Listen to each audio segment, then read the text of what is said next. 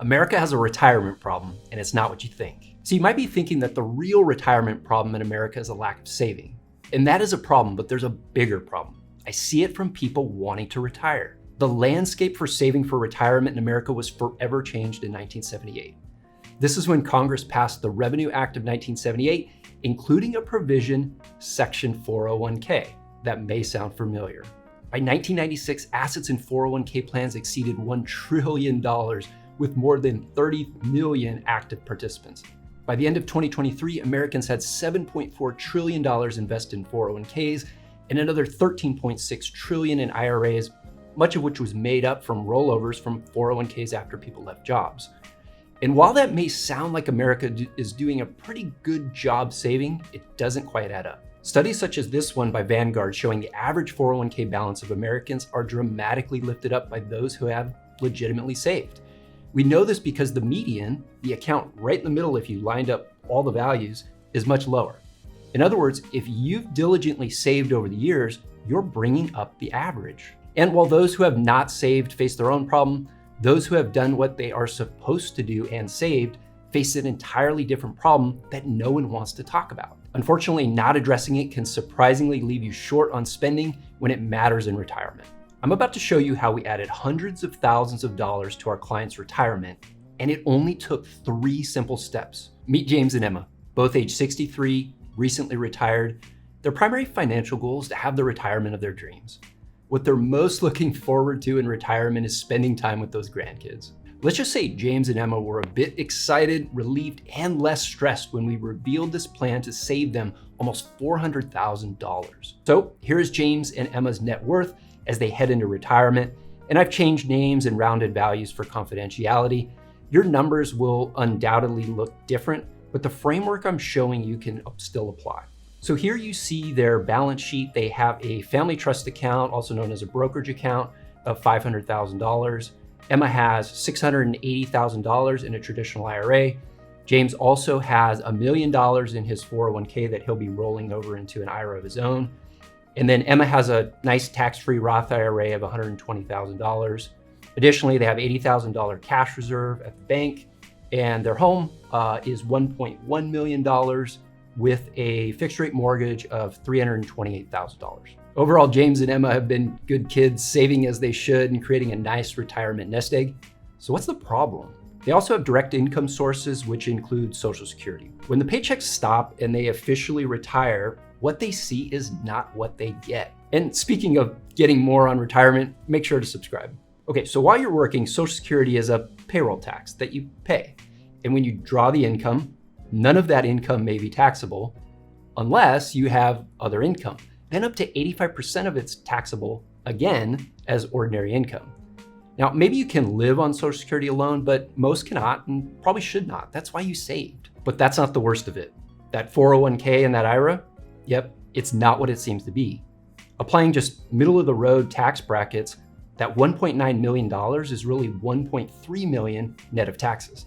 That's a $600,000 bill, and we haven't even added in the higher tax to their Social Security. So even if you're one of the few that has accounted for this, I'm gonna show you how we minimize this for James and Emma, because who wants to pay $600,000 from their largest asset? Because by the time we got 2/3 of the way into their golden years, when maybe having some extra money for grandkids or access to the best healthcare could be nice, they were paying half the taxes they would have, and that's steadily reduced to paying just 1/3 of the taxes originally expected. So if only death and taxes are guaranteed, as they say, how did we do it? From the inventory we've taken of their financial life, and we begin a multi-year forward-looking plan, charting out life events along the way, like when they start Medicare, when they start Social Security, and paying off that mortgage. Their investment portfolio, which they've done a fantastic job building, will supply them income during these retirement years.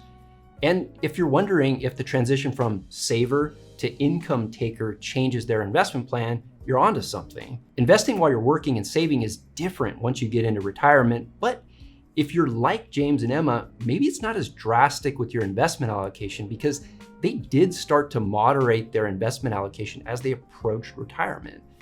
They still held a good amount in growth investments, but they also created a war chest of conservative investments to help ride out those turbulent times that they knew would be coming in the stock market. But what's entirely new in transitioning from saver to an income taker is deciding from which account to withdraw income. If we apply a simple default order, which is first liquidating that taxable brokerage account and then moving on to the large and taxable IRAs and 401ks, lastly, using those Roth IRAs to allow that tax-free growth over time, this sounds good, but let's see how it plays out. This is what they would pay in tax each year of retirement. Now, you may notice that they have a few very low tax years to start off retirement.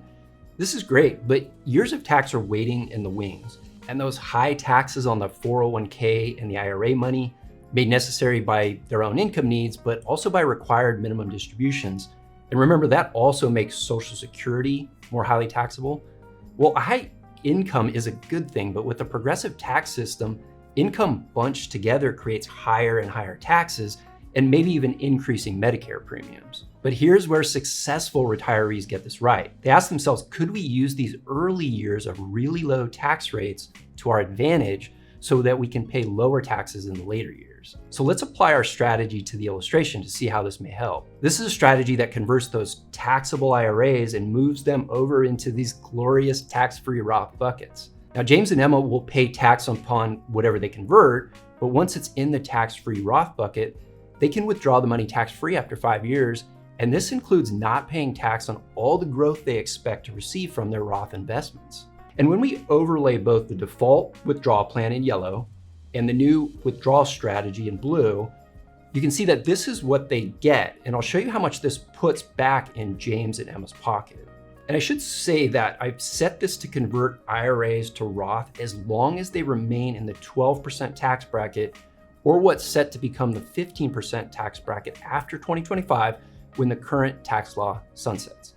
The strategy could apply at higher rates, but for James and Emma, we were able to see that this was optimal. So we intentionally pay a little taxes earlier to save a bunch later on, as you'll see with the blue bars compared to the old default yellow bars. So what should James and Emma expect to save in total? A lot.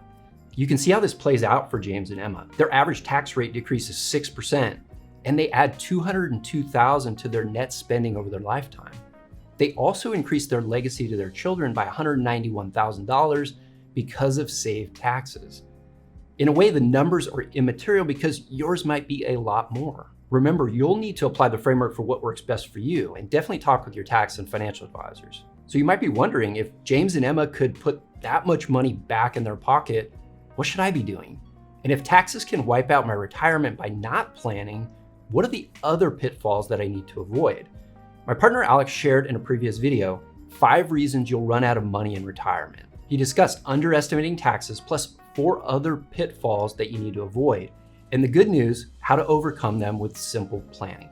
You can watch that video with the link in the description or right here. Thanks for watching, and we'll catch you on the next one.